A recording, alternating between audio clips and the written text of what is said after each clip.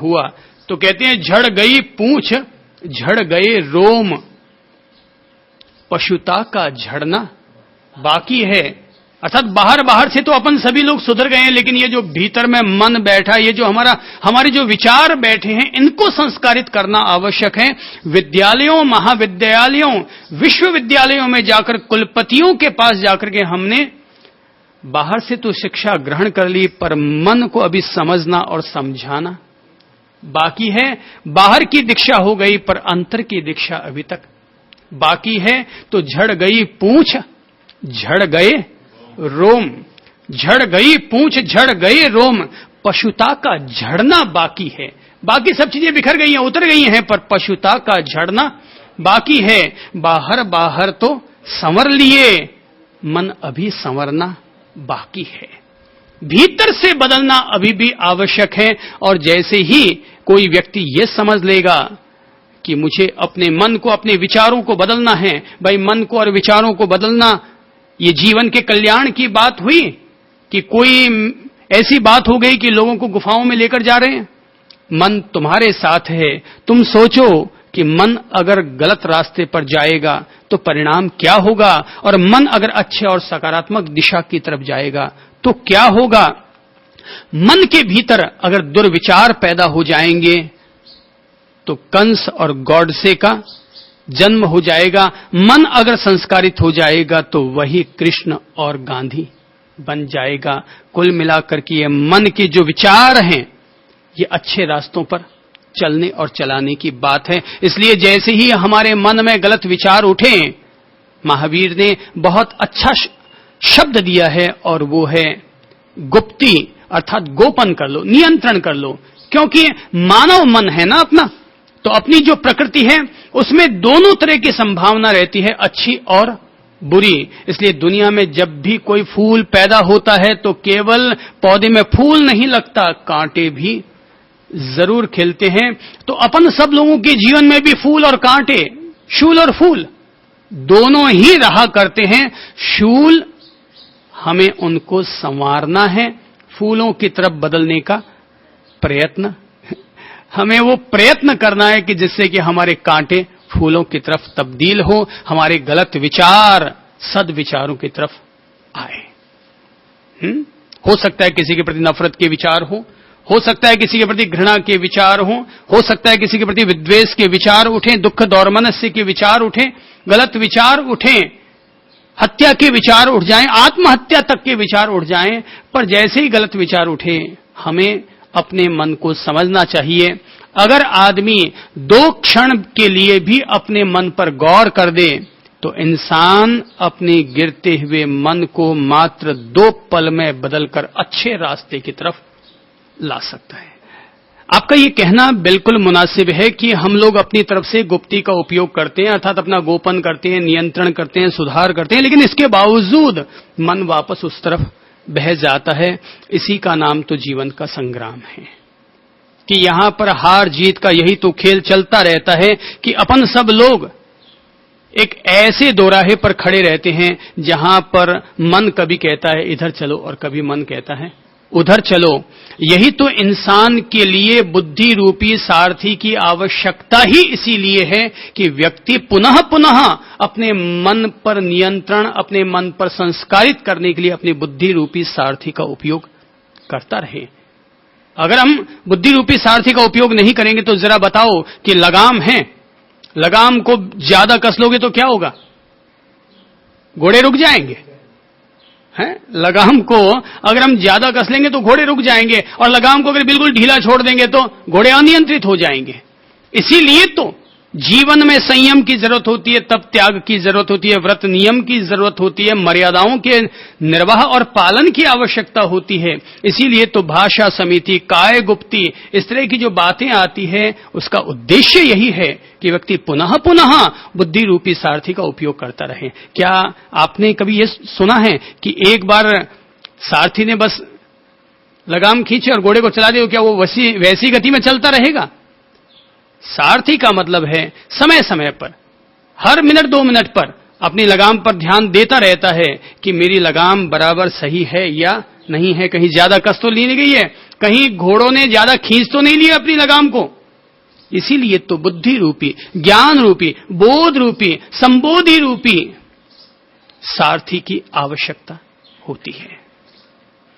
अगर हम बुद्धि रूपी सारथी का पुनः पुनः मन पर उपयोग करते रहेंगे, अपने विचारों पर उपयोग करते रहेंगे, तो कल तक हम 10 बार असफल होते थे, अब हम केवल 7 बार ही असफल होंगे। धीरे धीरे आप देखेंगे कि अगर आप कहते हैं कि मन पर हम अपना नियंत्रण कर रहे हैं, संस्कारित करने का प्रयत्न कर रहे हैं, तो मानकर चलें कि 3 साल पहले आपके मन पर जितना बुरा असर होता था, क्या आज भी उतना ही बुरा असर होता है?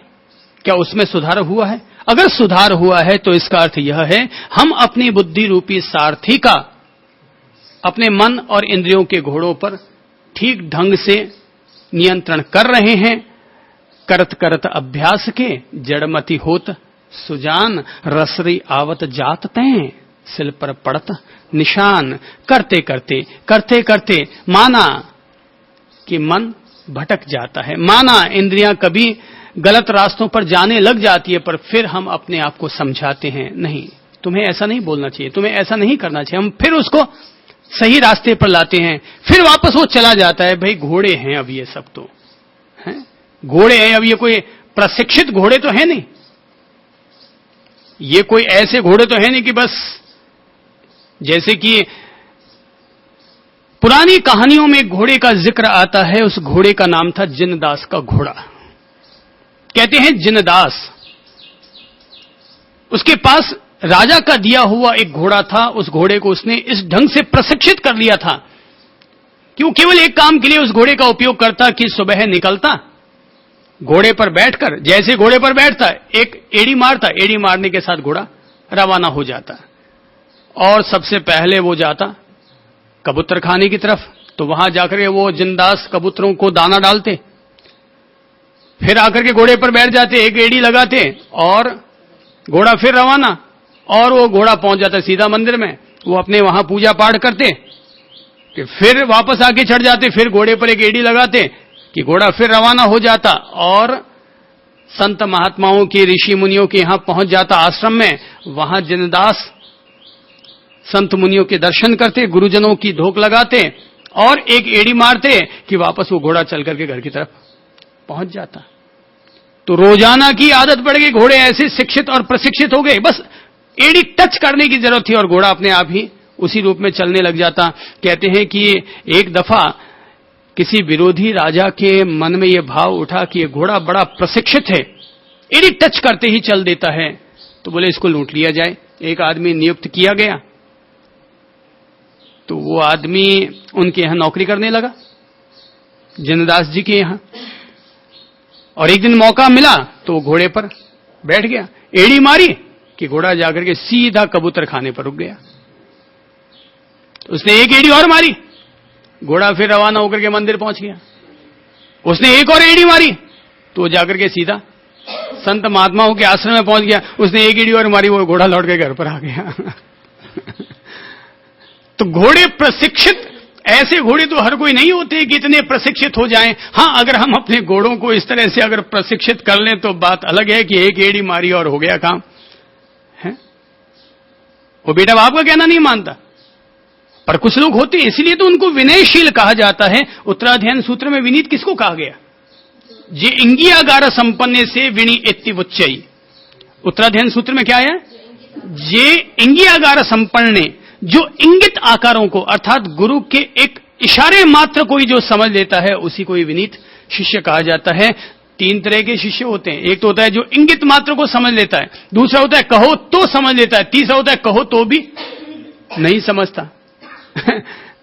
तो अब वो 3 तरह के शिष्य हो गए। तो घोड़े भी तो, अपनी इंद्रियों के घोड़े भी तो ऐसे ही हैं। कुछ घोड़े ऐसे होते हैं कि जिन पर सात्विक प्रकृति होते हैं, सतोगुण प्रधान होते हैं। वे घोड़े, अपनी जो इंद्रियां हैं वो सतोगुण प्रधान होती है, संस्कारित होती है, नियंत्रित होती हैं, तप त्यागमयी होती हैं।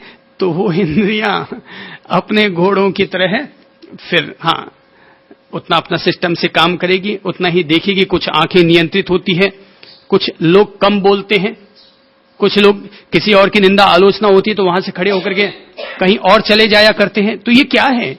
इंद्रियों को हमने सुनियंत्रित किया, संस्कारित किया। इंद्रियों को हमने सुनियंत्रित और संस्कारित किया। पर कुछ ऐसे होते हैं कि हां भाई, जैसे कि किसी ने, कोई आदमी अपनी आंखों से किसी को देख रहा है और अचानक उसकी नजर हम पर पड़ेगी तो हम फट से अपनी आंख घुमा लेंगे, नहीं तो आराम से फिर वहीं तक ही देखते रहेंगे। पर तीसरे ऐसे लुच्चे लफंगे किस्म के होते हैं जिन पर किसी और की आंख का शर्म, उसकी शर्म ही नहीं पड़ती और वो देखते रहते हैं, घूरते ही रहते हैं। तो भाई ये तो सब तरह के, सब किस्म के लोग होते हैं। हमारी जो इंद्रियां हैं, हमारे जो मन है, हमारे जो विचार हैं, वो भी इसी तरह के होते हैं। तो हमें इनको संस्कारित करना पड़ता है, सुनियंत्रित करना पड़ता है। इसलिए मैंने कहा, हर घोड़ा तो जिंदास का घोड़ा हो नहीं सकता, हर इंद्रियां तो महावीर की इंद्रियां हो नहीं सकती, हर मन तो बुद्ध का मन हो नहीं सकता। पर इसका मतलब यह नहीं कि अपन निराश हो जाएं, अपन अपनी ओर से प्रयत्न करते रहेंगे और पुनः पुनः बुद्धि का अंकुश अपने मन और अपनी इंद्रियों पर लगाते रहेंगे। किसका अंकुश? बुद्धि का अंकुश। किस पर? मन और इंद्रियों पर। हम अपनी बुद्धि का, अपने ज्ञान का, अपने विज्ञान का, अब जो जो समझ बढ़ती चली जाएगी, हमारी अध्यात्म दृष्टि बढ़ती जाएगी, हमारे अंतर्दृष्टि में प्रकाश बढ़ता चला जाएगा, त्यों त्यों मन और इंद्रियों पर भी हमारा नियंत्रण आता चला जाएगा। तो मन का एक गुणधर्म है, मन का एक व्यवहार है, वो है विचार। मन का दूसरा व्यवहार है, वो है वासना। इंसान के मन में उठने वाली वासनाएं, प्राणी मात्र के भीतर, दुनिया में कोई इसका अपवाद नहीं है, जिसके पास भी मन है तो मन के भीतर वासना नामक तत्व समाहित ही रहा करता है। विचार से ज्ञान और विज्ञान का जन्म होता है और वासना से संसार का सृजन होता है। वासना से संसार का सृजन हुआ करता है। याद रखो, अपनी वासनाओं पर नियंत्रण करना प्राणी मात्र के लिए एक सबसे नामुमकिन काम है, सबसे ये कठिन काम है। अपनी वासनाओं पर नियंत्रण करना, अपनी वासनाओं पर विजय प्राप्त करना। किसी भी व्यक्ति के लिए धन को छोड़ना आसान हो सकता है, जमीन जायदाद को छोड़ना आसान हो सकता है, पर अपने मन में पलने वाली दुर्वासनाओं पर विजय प्राप्त करना, उनको संस्कारित करना कठिन होता है। जरा सोचो, जो लोग केवल हवा, पानी और पत्तों का उपभोग करके अपने आप को तपाने में लगे हुए थे, ऐसे महर्षि पराशर और ऐसे ही महर्षि विश्वामित्र